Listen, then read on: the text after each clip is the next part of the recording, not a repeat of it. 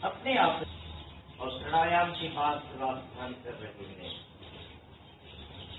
और अधिक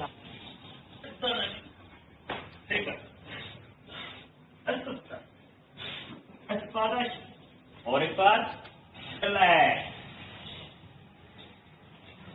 के लिए पैरों के लिए साइटिका नहीं होगी, आपको घुटने का दर्द नहीं होगा। लंबी गहरी सांस भरें और छोड़ें।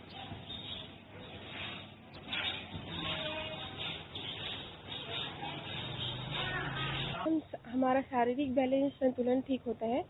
योग से हम आंतरिक रूप से शांति महसूस करते हैं, प्लस हमारा जो हम तनाव मुक्त हो जाते हैं। और सबसे महत्वपूर्ण बात यह है कि ये हमारे पढ़ाई के लिए बहुत ज़्यादा ज़रूरी है।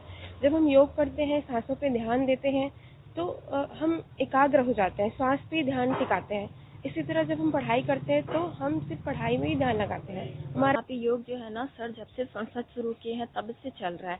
मतलब कि यहाँ ना योगा जो है ना मॉर्निंग में 5 बजे से तो होता ही है, 5 से 6 बजे तक। और जब क्लासेस खत्म होती है उसके बाद जो है ना, ये लास्ट में जब हमारी क्लासेस खत्म होती है तब भी सर 10 से 15 मिनट जो है ना हम लोगों को भस्त्रिका और जो है योग ध्यान हमारा ना जो करवाते ही है। अब जैसे कि हम लोग जानते हैं कि मतलब जीवन जीने के लिए रोटी, कपड़ा, मकान ये सब तो जरूरी ही है। और साथ ही साथ अभी के टाइम पे जैसे लाइफस्टाइल हो गई है, चिकित्सा भी ऐड हो गया है, बट इन सब चीज को मेंटेन करने के लिए ना योगा भी बहुत जरूरी है। फायदा मुझे कोविड में भी हुआ। लोग जब कोविड से क्षतिग्रस्त थे तो हम लोग यहाँ पर प्रतिदिन योगा ही कर रहे थे, और जिसका लाभ मुझे मिला कि मैं अभी तक संक्रमित नहीं हो पाया कोविड के कारण।